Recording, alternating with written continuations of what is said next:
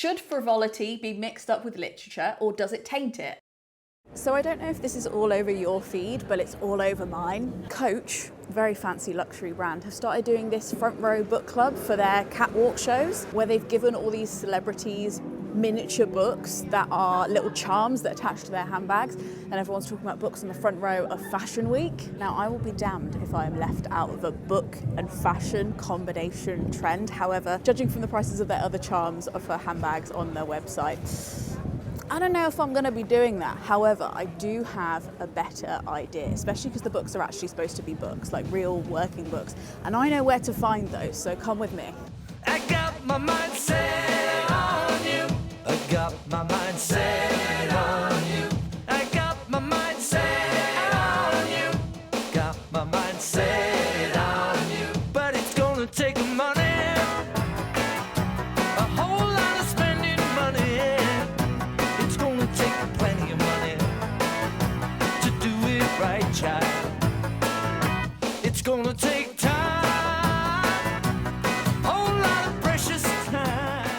So, for the slightly devastatingly high price of £25, I have acquired this admittedly incredibly tiny copy of Dr. Jekyll and Mr. Hyde, which is one of my favourite classics now. I literally read it at the end of last year and could not believe how good it was. So I'm very happy to have an extra edition of this book. However unimpressive that might look to the untrained eye, for scale, the most middle-class scale you ever see. For scale, here it is against a Emma Bridgewater mug. Perhaps not a universal scaling system, but I think it makes sense. What else have I got on hand? Has anyone got a banana? Here it is next to my litre water bottle. Here it is next to my camera. You get the idea. It's tiny, but that's actually great for what we need it for. Next phase in the project is to make this into a bag charm. Now, not only am I going to need to attach a key ring, for that I will be setting this tiny felt dinosaur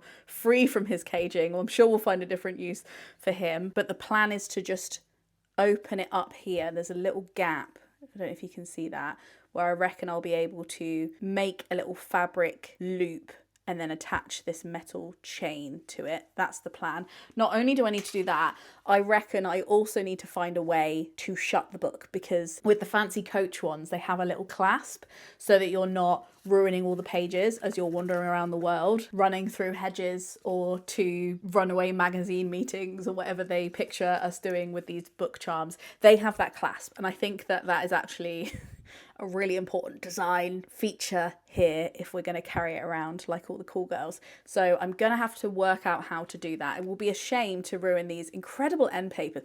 Like, if you can bother to make amazing end papers with this little space, can we please make good end papers for all the other books publishers, please? For those of you interested, it is completely readable. I might actually read it as I'm working on it, but it also has a table of contents and a rights page. Like, they have, it is truly a book, and for £25 I would bloody hope so. I even got a portrait of the author. Anyway, I keep going on about £25. I need you to know that the actual bag charms have now gone up on the website, and they are going to be $95.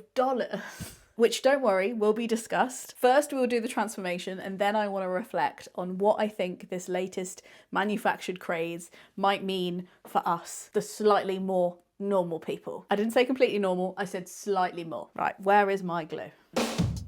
And this time I know it's real, the feeling that I feel. I know if I put my mind to it, I know that I really can do it.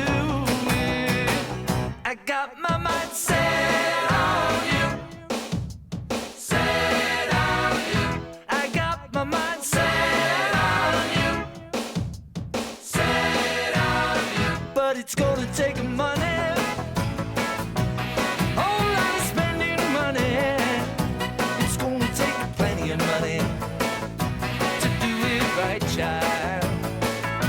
It's gonna take time, whole lot of precious time. It's gonna take patience and time to do it, to do it, to do it, to do it, to do it, to do it right.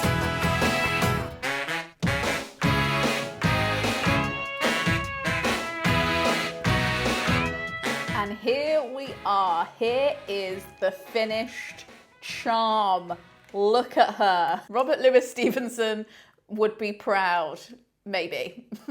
Actually, my instinct is that he wouldn't care, but I care, and I think it's absolutely bloody amazing. I'm really happy with that. Now, of course, you know when you're working on a project and because you've got, like, it's in your head, you start seeing it everywhere.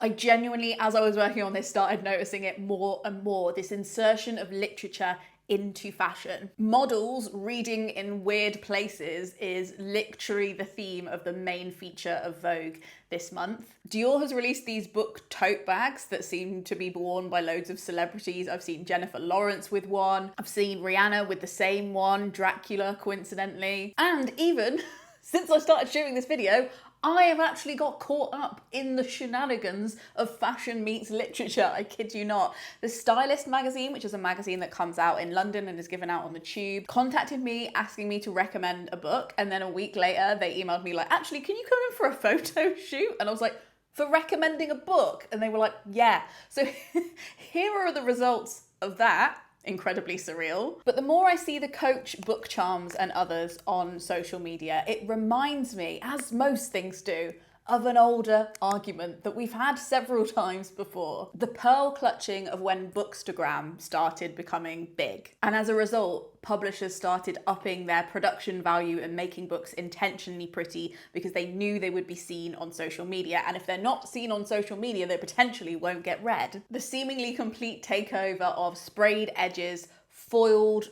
front covers, special editions, etc., etc., etc., which wasn't something that was normal when I first started working in publishing in 2012. The question was, when that started becoming popular, and apparently is again, are books allowed to be pretty? Or moreover, are we allowed to enjoy them as objects? Do they become insipid and self-serving when they get mixed up in the fashion world? Which, interestingly, now I am saying it aloud, reminds me a lot of one of the points made in The Devil Wears Prada, which is kind of like Andy comes in thinking that she is like the pick-me girl who is better than fashion, and she has this inherent sexism inside of her that says just because it's fashion, it means that it's not intellectual in some ways. And it's interesting that this is the year that The Devil Wears Prada comes back. But anyway, that's not the keystone of this video. We simply don't have time. The question is fashion's featuring of literature on their catwalks and as part of their merchandise luxury brands' way of encouraging vapid performative intellectuality in a world that is becoming progressively less literate? Well, as far as Coach is concerned, it's a mixed bag. Ayy! Whilst they are doing pop-ups and genuine collaborations with Penguin Random House, who are helping them publish the books, and they're also hosting these really interesting live events that they're also uploading to YouTube, where they're literally engaging with the literature. All that kind of went a little bit sour for me when I checked their status on Good On You, which is an amazing resource that looks up and assesses whether brands are being a menace to the world or actually trying to help. And the answer for Coach is, right now, they're definitely being a menace. They have a really bad rating on Good On You, and those of you who have been here before will know that doesn't fly on this channel. Not only that, but they were caught not that long ago, not so long ago that it's not incredibly relevant, slashing and destroying all of their unsold products so that they couldn't be reused or rehomed or resold. In response, they have launched some reuse and repurposing and recycling initiatives, which I'm really interested to see how those pan out. But while the jury is out on the actual people making the book charms and related memorabilia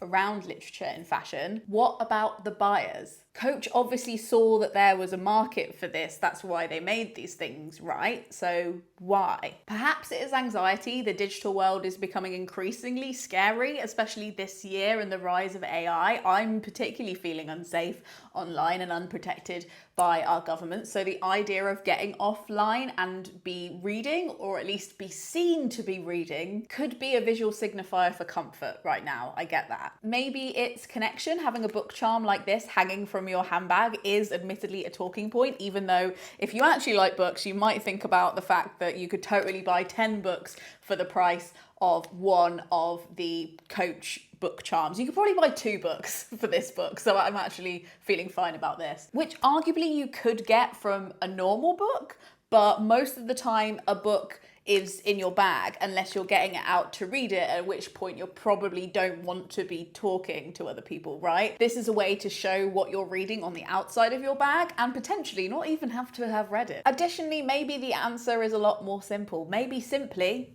it's really cute and we like cute tiny little things. But regardless, a lot of people online are skeptical about them and the people that buy them. It inspires in a lot of people an eye roll, a kind of sense of judging people as being pretentious. But luckily enough, I have a book on my bookshelves called Pretentiousness and Why It Matters. So I thought I would read a short passage from that reminded me of this conundrum. Calling a person pretentious can be a way of calling out the trappings and absurdities of power. It's a way of undermining the authority that they have positioned themselves with. It's also a way of warning them not to get above their station. Used as an insult, it's an informal tool of class surveillance, a stick with which to beat someone for putting on airs and graces. Where the word pretentious differs from pretending is that it carries with it the sting of class betrayal, especially in the UK, where class is a neurosis as much as a set of social conditions. So it is also kind of something about truth and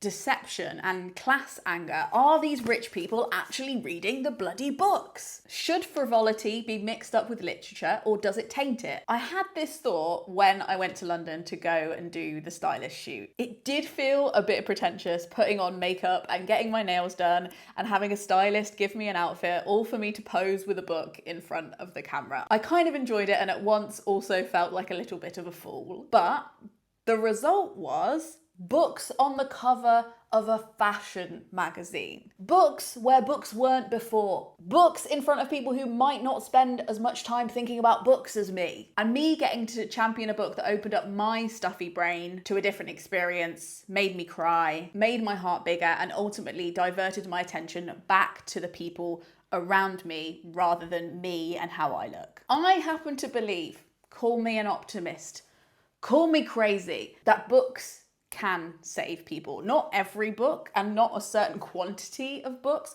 but the right book for the right person at the right time.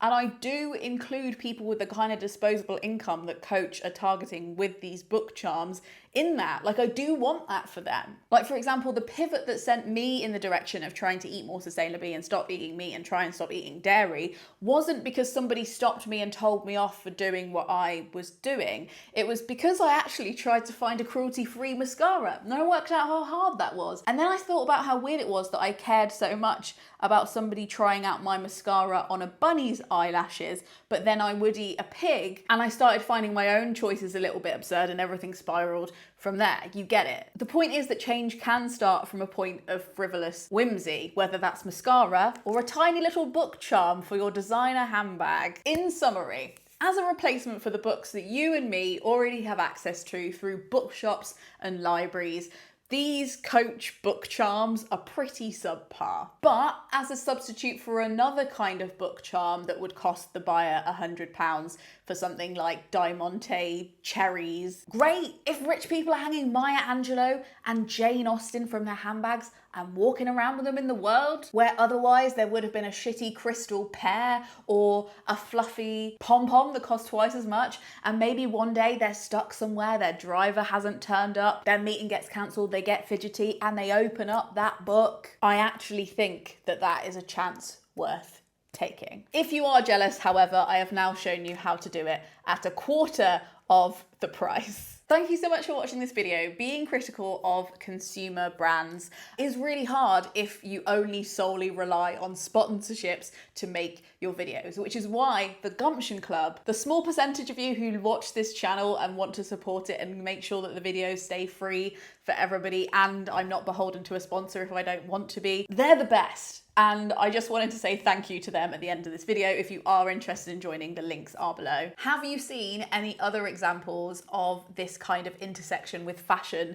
and books? I would love to hear in the comments below, plus any of your thoughts on the complicated relationship between luxury and literature. If you like this video, I've just got a hunch that you might like one of these videos. I really enjoyed making this, so thank you so much for supporting the channel and watching it. I'm having so much fun, and I hope to see you next week. Frog Smug out.